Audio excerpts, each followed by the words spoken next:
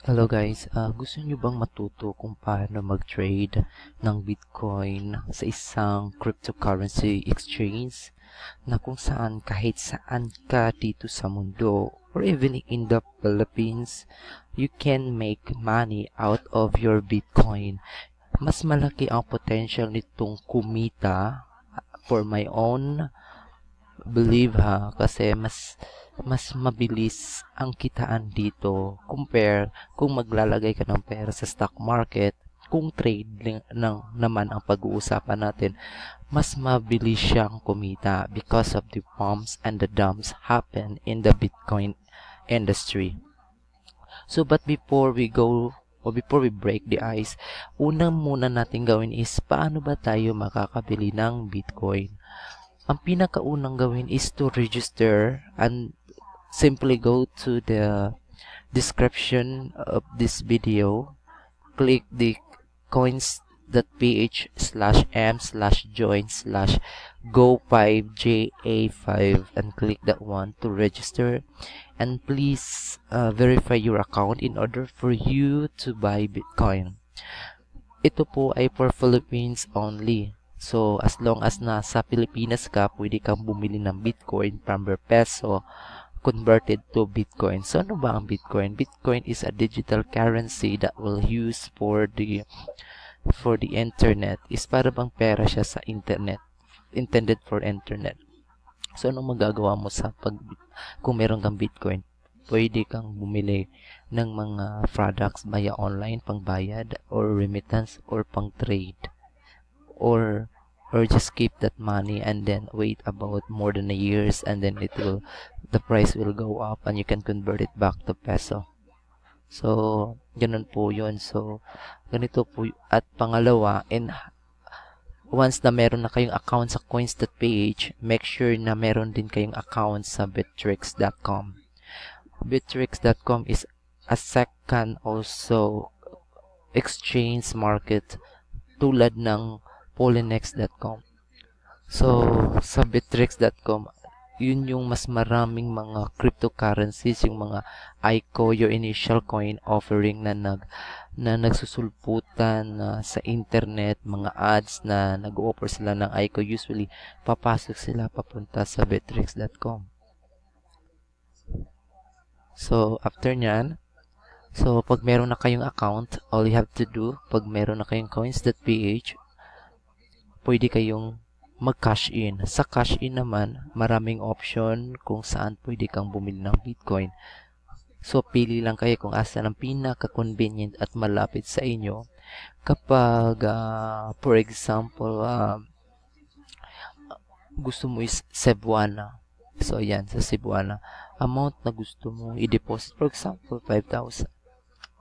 So, saan mo ba ipapasok yung pera? Convert to peso wallet lang, as in 5,000 talaga ang papasok, or Bitcoin.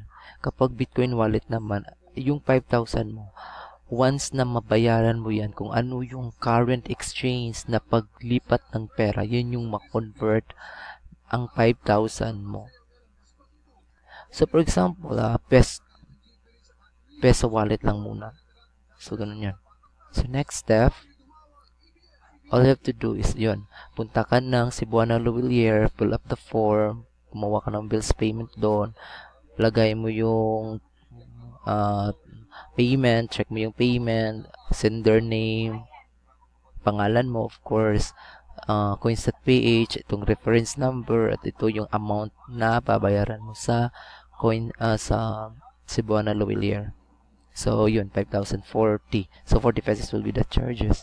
After that, once na mabayaran yan, automatically, kakancel ko na lang. Automatically na, let's assume na nag-deposit kayo ng 5,000. Automatic yan na papasok dito. Kasi peso wallet yung sinelect nyo eh. Ayan. So, automatic na let's assume na magiging 5,000 to. If ever naman na peso wallet naman ang pinasok nyo, automatic na converted yun. So, pag every time na bibili ka ng Bitcoin, ito yung titignan mo parate. Ito na price. Pag meron ka ng Bitcoin, gusto mong igawing peso, ang titignan mo dito yung sell order. So, malaki yung difference, right? So, ganun po. Kasi or kitaan dito.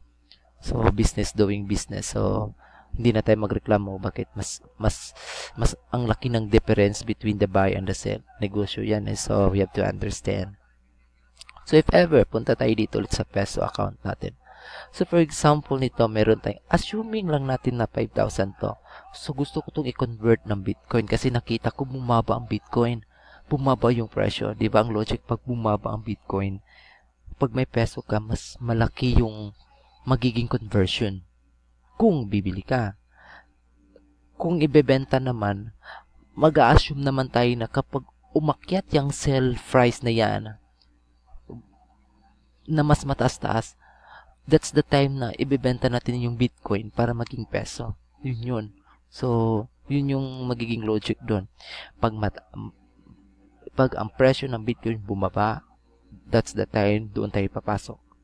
Kapag naman meron na tayong Bitcoin, either depende sa natin to na acquired, either binigay sa'yo, binili mo, or sa trading, or kinita ng Bitcoin mo, either sa mga networking, meron na kasi niyan yung mga networking, or mga investment na ang gamit ay Bitcoin.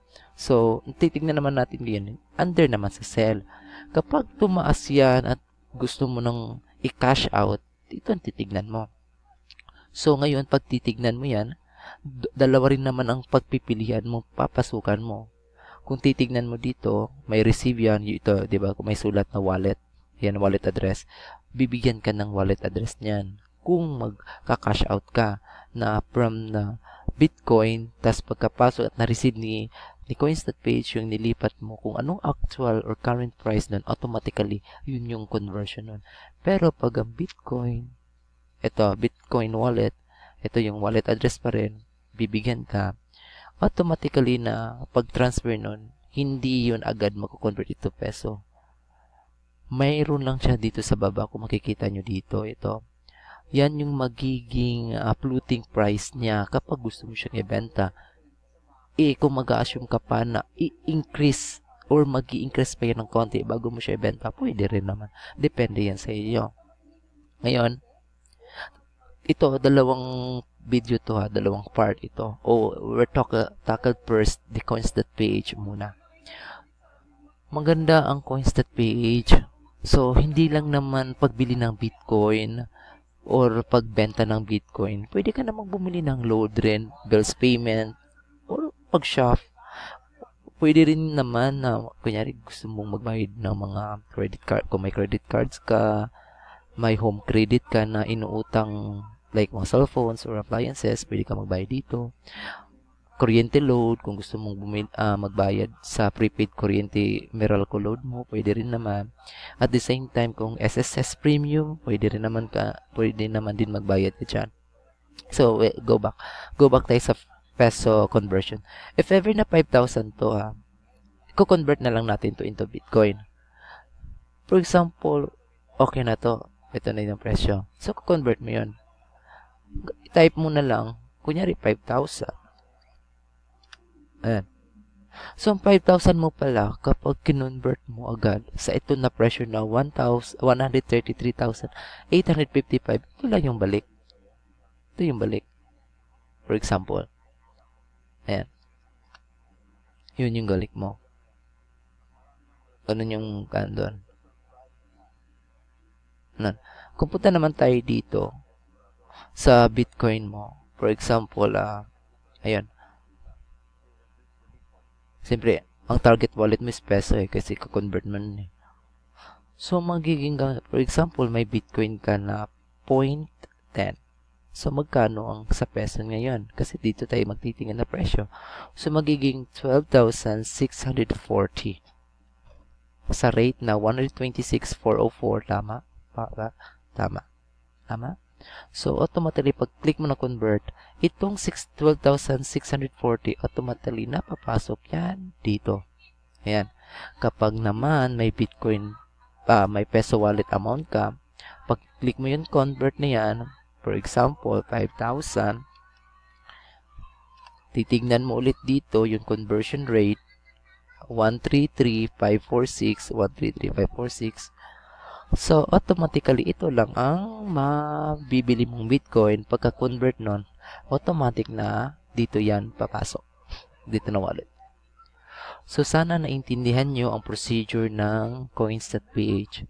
Make sure lang po na i-verify yung account ninyo. Pagka-register ninyo, punta agad kayo sa Gmail or Ymail or depende kung anong email account na gamit nyo. I-click nyo yun.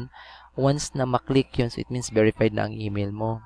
Pangalawa is i-verified mo yung cellphone number mo, identity mo, para naman umingcrease yung limit mo. Kasi kapag di mo ginawa yun, maliit lang ang pwede mong bilhin at i-cash out sa Bitcoin. So, by doing that, punta tayo dito sa limit and verification. Ayun. Kasi ako naipasa ko ito. So, from level 1, 2,000 lang. Level 2, 50,000. Level 4, 400,000. Ganun na po yun. Ganun po yun. So, make sure lang po na i-verify lahat.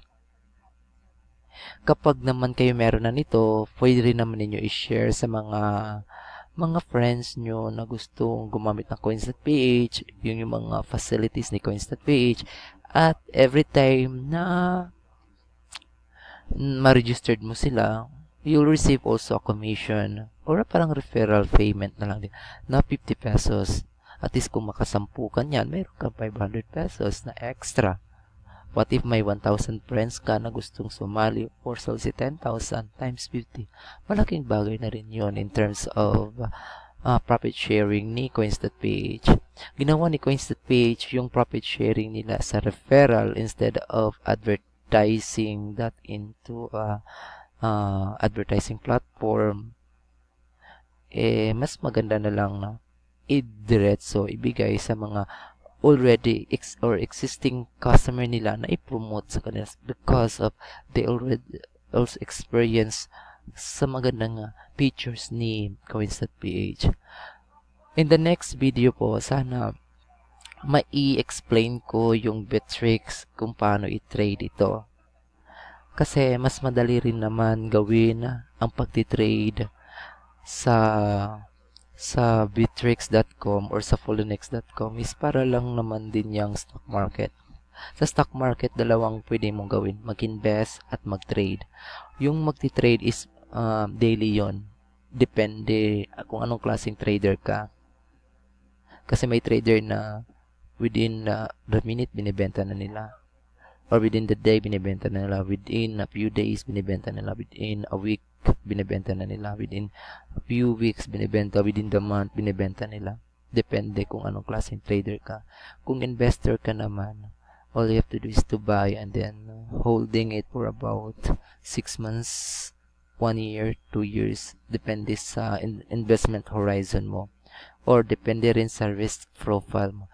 Basta sa investment or sa trading sa Bitcoin, bawal dito ang mahina ang loob when doing business in coins.ph going to Bittrex for trading.